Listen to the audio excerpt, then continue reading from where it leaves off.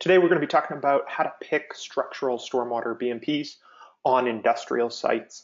Quick reminder, Mapistry, we're stormwater permit compliance for internet age. And the way we do that is we bring in three things. One is training like this webinar. We also do a lot of in-person training with staff, and staff being stormwater team staff or production staff, just getting the basics of general awareness training in so that they're helping the stormwater team with all the stuff that's going on. The other big part is our software, which I'm going to show you how that works with BMP selection a little bit later today. But it's a complete platform to track your permit compliance, site maps, design BMPs, et cetera. It's all in one place. And then the last piece, and this is really where is when you've got problems, when you're dealing with benchmark exceedance, limits exceedances, when you need to think about in California, level 1, level 2, in Washington State, level 3 technical reports, is designing treatment systems. How do you think about that? What are the best ones out there? What's really going to work? What are you going to get your most bang for your buck?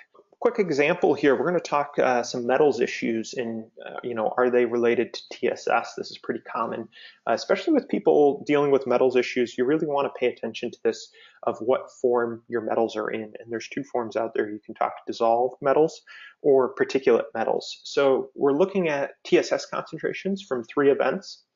And the TSS high in the first event, pretty not too bad the next couple. And we're looking at copper issues, high in the first event, getting a little bit better in the next two, but still pretty high.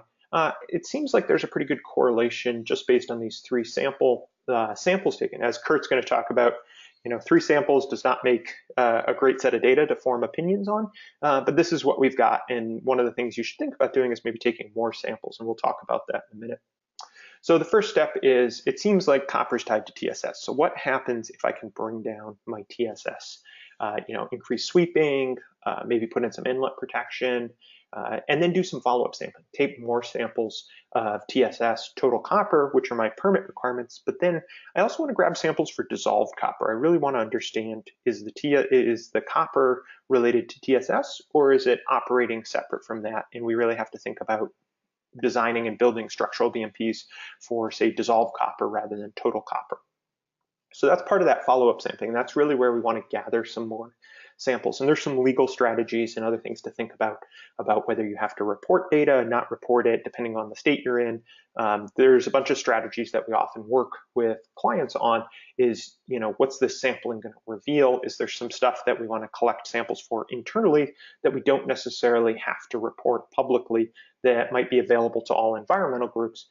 These are some of the things we'll work through with a customer when we're designing a treatment system, because one of the reasons people put treatment systems in is, fear of litigation in environmental groups, citizen suits, Clean Water Act lawsuits. So there's some other things to think about with follow-up sampling, but from a purely technical perspective, the more samples, the better, because Kurt and I can design better treatment systems for you if we have more and more data.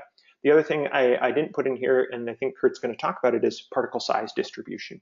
So if you're dealing with TSS or if you're dealing with total metals, is particle size distribution can be really important, knowing what size particles you have, because something like a sand filter might be able to remove a 25 to 50 micron particle, which can be really helpful if that's the size of the particles on your site and that's related to your total copper problems. At the same time, you can bring that down to like 5 microns size removal. So everything above 5 microns can be removed with like a multimedia filter and using a little bit of a flocculant into the influent stormwater into a mixing tank before it goes through something like a multimedia filter. So these are some of the things we think about when we're designing BMPs, but there's a bunch of data that can be collected to really help that design process. So the question on this little example is, does TSS concentration drop when I implement the sweeping and the catch basin inserts, et cetera? And is the total copper concentration also dropping as we're dropping TSS, which would indicate a correlation between the two? So sediment removal is working, but dissolved copper is still pretty high here. So if we know the dissolved copper concentrations, even though we're getting all our TSS out, we're still dealing with copper issues. So now we're looking at different BMPs and building out a more robust treatment train. We're not just trying to remove total suspended solids or sediment. We're looking at removing that dissolved copper, in which case we might look to some sort of media filtration. We may look at electrocoagulation or active systems. It really depends on what we need to meet for a benchmark or a limit, what kind of costs we have, time frames. Do we need something in tomorrow? Do we have a 2-year planning process? How does it fit with our company's budget cycles? And then what size flow rates? And I'm going to talk about flow rates. So the big thing with this example is, more data is better. Collecting and really understanding what your influent conditions are is going to help your design process and your treatment technology selection process. It's going to be a very iterative process no matter what you select. You're going to, even if you put in a big treatment system, it's still, you can't just put it in and forget. You got to do the maintenance. You got to look at the data, see how it's performing, make sure you don't get breakthrough on like immediate, so that you're not bypassing your system, those type of things. So it's a very iterative process. You're always looking at data, so be data driven.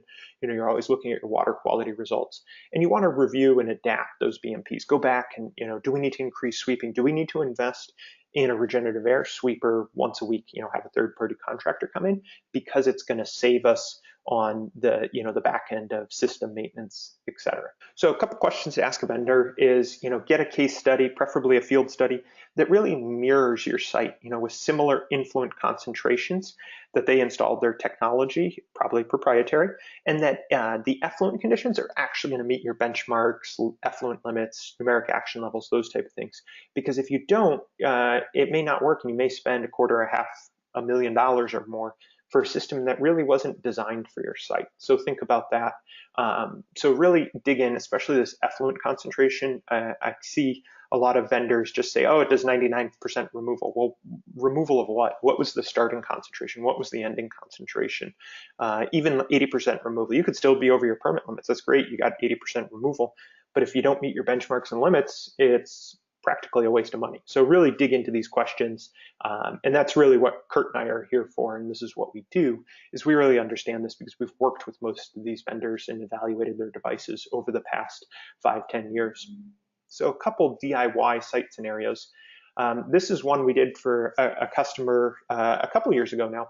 They had metal issues. It was about a 1-acre drainage area, all paved. The stormwater currently was just flowing off the site, picking up these metals, going into the city street. Their samples were over the limits. So they got a quote from a third-party vendor for $250K for a fancy treatment system, another $25K a year to maintain it. Maintenance, obviously very important, but that's an expensive system. This is a smaller business, only a couple locations in California.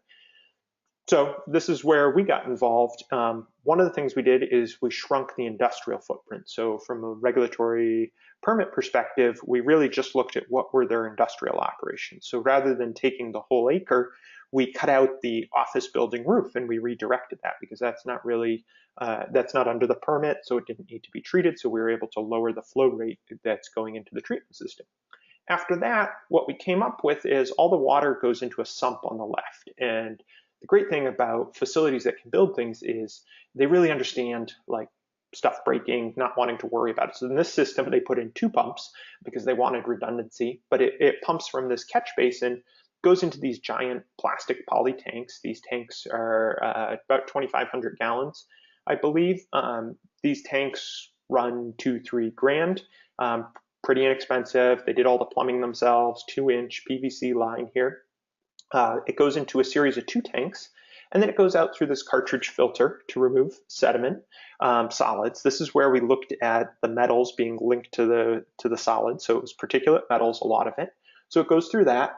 Doesn't have to be fancy. It's very, very effective. You see the garden hose coming out the bottom. It goes out through that, and then it pumps into this the bucket on the right, where a sump pump lifts it up and puts it through this 55-gallon drum of a mix of activated carbon and zeolites. And this is the polishing step. So this is a treatment train they built themselves and put the stormwater through this whole system. It goes through this polishing step. You can see the outlet in the upper left, and then it discharges and infiltrates in the ground. So they spent less than 10 grand on this entire system. So going from $250,000 before we got involved to less than 10 grand after we got involved. It's a very green system in the sense that you're infiltrating it back into the groundwater, which is a big plus, especially in California with drought issues, etc. The water coming out of this outlet, they could discharge off-site and still meet their permit limits. It was below benchmarks after going through the polishing step. The other big thing with the DIY approach is you get a lot of pride of ownership. So facilities are really excited when they can, one, save a ton of money themselves. They know how to build stuff. They build it, and there's a big pride of ownership that their system works. They built it. It doesn't have to be fancy. It doesn't have to be pretty. It doesn't have to have a big logo on it, but it is really effective at improving water quality. The follow-up to this is they got inspected by the city a few weeks ago, passed with flying colors. The city was commenting on how together they had with their program and that they were above and beyond anything else out there. So it's a great example of a DIY approach can not only save a lot of money, but still meet water quality criteria.